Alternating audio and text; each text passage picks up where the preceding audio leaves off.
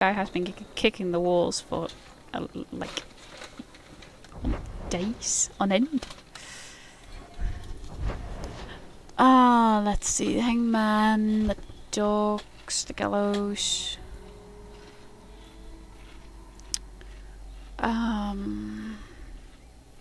Alright, I need to go talk to the dwarf.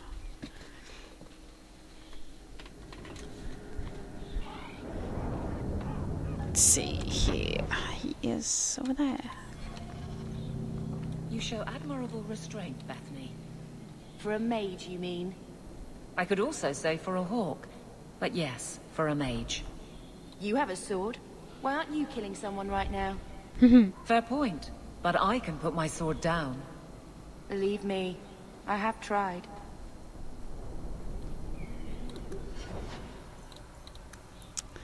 Let's see here.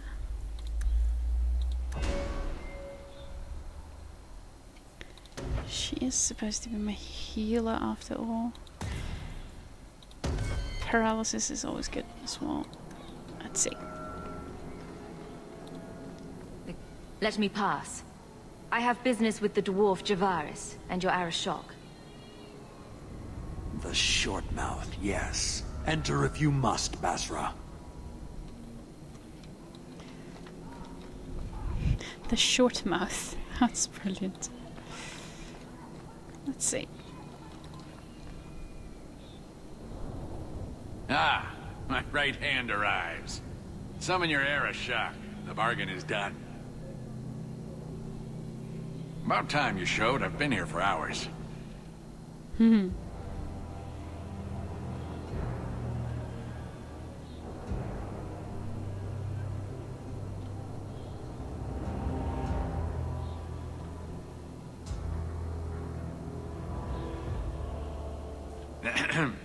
Illustrious Arishok, I am here to report that your hated Talvashoth were felled, one and all. Right? Yes, they were. So, I'm ready to open negotiations for the explosive powder, as we agreed. No. He's not getting it. Say something. The Talvashoth camped at the Wounded Coast are dead. You won't honor your bargain? There is no bargain to honor. His offer for the Gatlock was refused, so he invented a task to prove his worth, when he has none. I broke my beard getting your outcasts killed. You hired someone more competent and now stand in their shadow pretending it is yours. You demean her accomplishment. Get out of my sight before I bother lifting my sword. I did his dirty work. That debt stands. Does it, dwarf? You said yourself there was no bargain. I'm not getting a sodding thing out of this.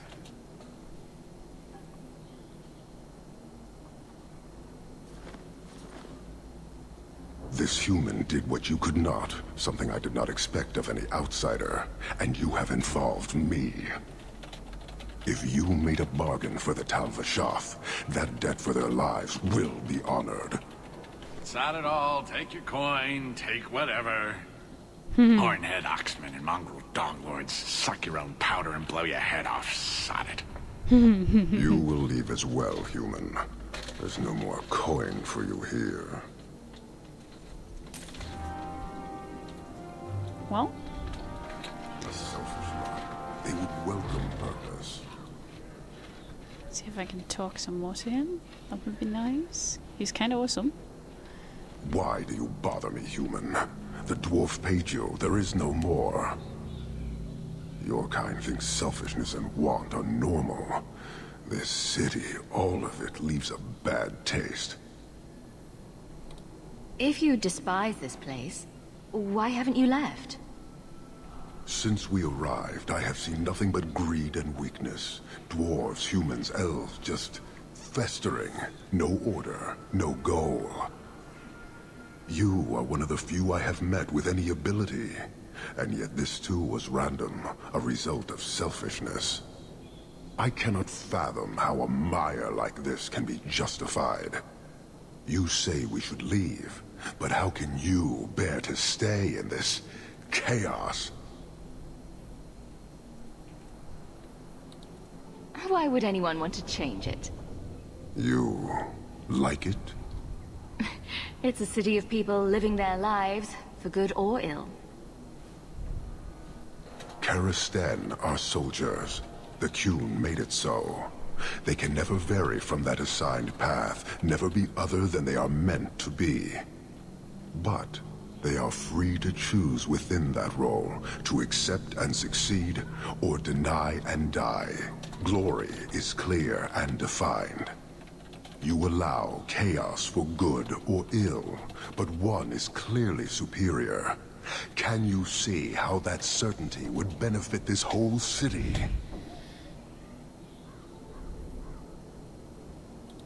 He's free to choose to obey.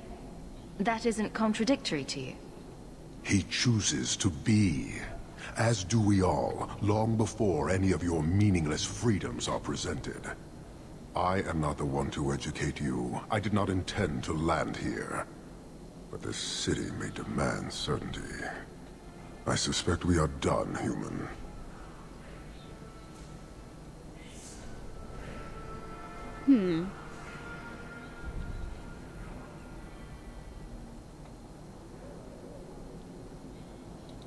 You're a long way from home. Why did you come? To meet a demand of the Qun. Which was? It is a matter only the Qunari understand. We remain until we fulfill the demand of the Qun. Or until the demand changes. How many Qunari have you lost to the Tal-Vashoth? None. Optimistic, considering my death toll. We lose nothing when weakness abandons the Qun. It is the Tal-Vashoth who have lost themselves. I don't think Kirkwall would do well under military rule. The rule of the Qun is not military. It is discipline and order. How is that different? To your limited understanding, it is not. You fear soldiers that arrive to remove your pitiable vices. But they do not control Qunari. The Triumvirate divides and governs. One is nothing without the others. Can you tell me about the other two parts? No. Now you're just being difficult. I am no more equipped to explain than you are to understand. Arishok, Arigena, Ariqun, pillars of the Qunari, of the nation that must be. There is but one way to know these things, human. And I have yet to decide if it must be done. You guard your powder carefully. It is a tool that can only be allowed to exist under the ordered authority of the Qun. It could benefit many people. It does now. Just as swords benefit warriors, but are not given to children. Well, your children. Farewell. Panahedan, human. Interesting. Let's do a quick save, just in Let us case. continue. We have little to discuss, human. For now, I would think on the fate of this city. Okay. Farewell. Panahedan, human. Okay, let's see. Let's get out of here. That was interesting, though. Ugh, more reading stuff. The people of the Qun are perhaps the least understood group in Thedas. The Qunari wars were brutal, but so was the Chantry-schism. So was the fall of the Imperium. Some of this misunderstanding is an accident of nature. The race we call Qunari are formidable. Nature has given them fierce horns and strange eyes, and the ignorant look on them and see monster. Some is an accident of language. Few among the Qun's people speak common tongue, and fewer speak it well. In a culture that strives for mastery, to have only a possible degree of skill is humiliating indeed, and so they often keep quiet among foreigners, out of shame.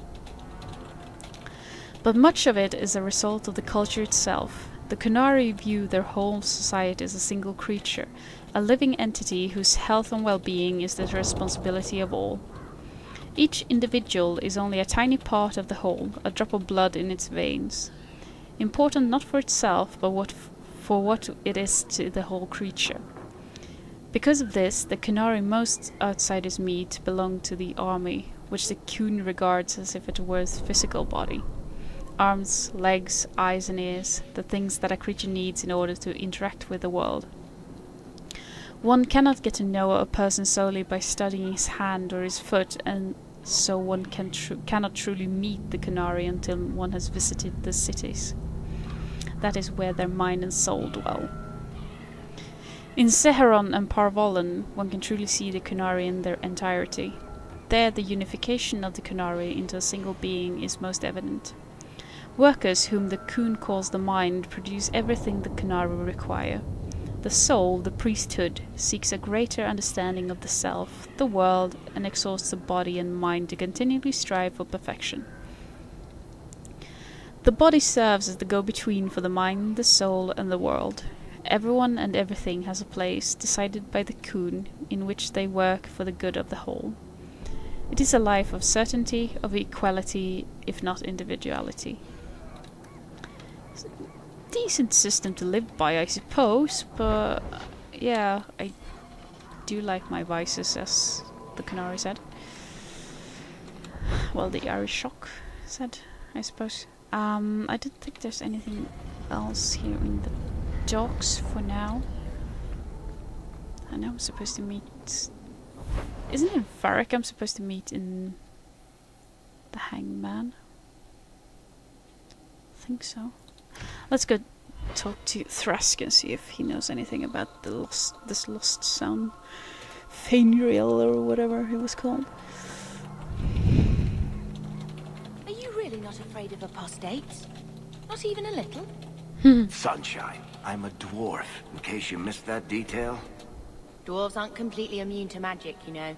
No. I meant there are at least 30 people in this town who'd murder my family over trade deals. Who has time to worry about apostates with a merchant's guild breathing down your neck? In that case, I see. Let's see what Thrask has to say. Are you the Templar who is pursuing the boy Fainriel? I did not realize his name was known so widely. Are you a friend of his? Have you met him? What is he like? From his mother's description, he sounds much like any youngster we bring to the Circle. Frightened of his gift, resentful at losing his freedom, convinced he is the one exception to our laws. Hardly someone you would wish the power to murder people with his mind. No young boy should have to face down demons alone. It is surprising what sympathies mages evoke. I always expect people to be more wary of their powers than touched by their struggles. If we do not find Fainriel soon, it will not matter. Either he will be taken by the demons, or by less mystical predators. And I have said more than enough on the topic. This is a Templar matter, and we will be handling it. Aveline, don't you think this matter concerns the whole city? It does, and you Templars are spread thin to begin with. True. Sadly, there are more mages fleeing than we can easily keep up with. Then let the city guard do what we're good at. I can track the boy. There is a Templar, former Templar, by the name of Samson. He left the Order due to philosophical differences. He has been known to help mages flee Kirkwall. If Fainriel went to him, Samson wouldn't tell me. He stays out of sight by day, but I've seen him at night, near the entrance to Darktown. Let's go talk to Samson, I suppose. There is a quest over here though.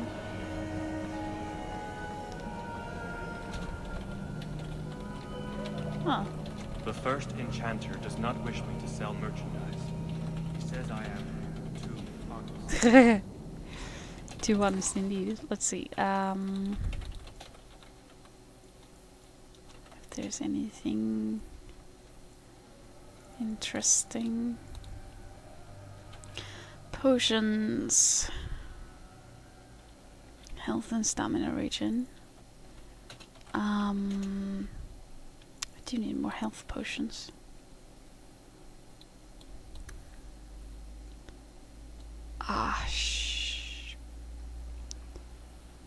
Let's just buy them all and hope I can sell the junk. That's pretty interesting. I totally missed that you can actually buy this kind of thing. Mage goods. Let's check Bethany.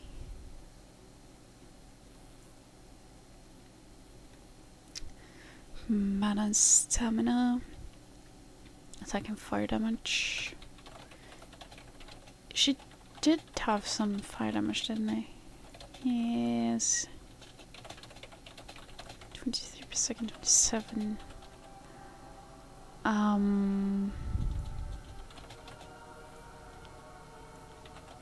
That's more of a attack staff. I think I'll just grab that one. Let's see. Bethany. There we go. I can just sell that. Oh. Woo! Don't do that. That was stupid of me. I can sell that battle axe because there's no one who can use it.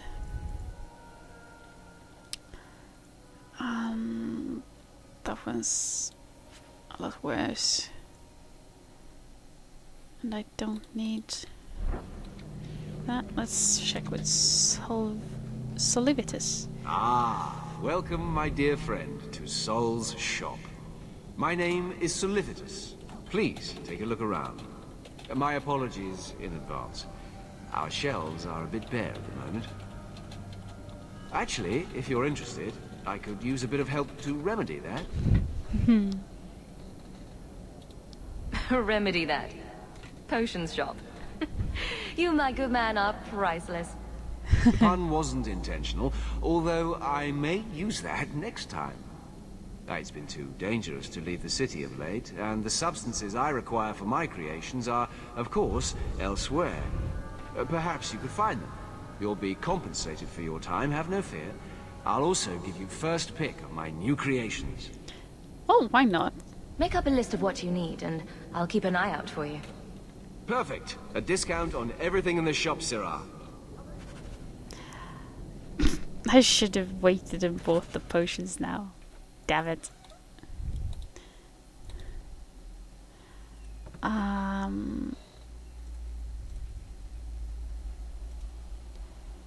Checking for Lowtown.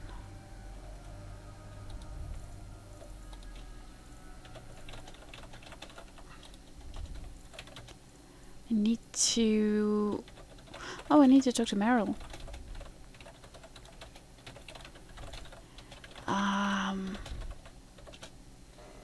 The ruins. Search the outskirts.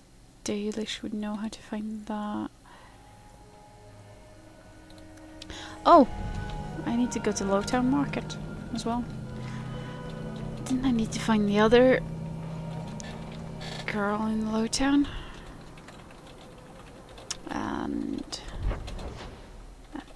And where the heck do I get out of here? Up here? Down there? Behind me? Keep forgetting to actually check stuff. Lowtown.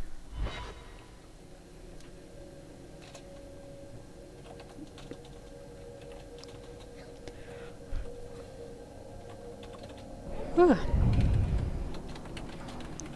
I'm not intending to yawn you in the ears, my dear viewers, but sorry about that.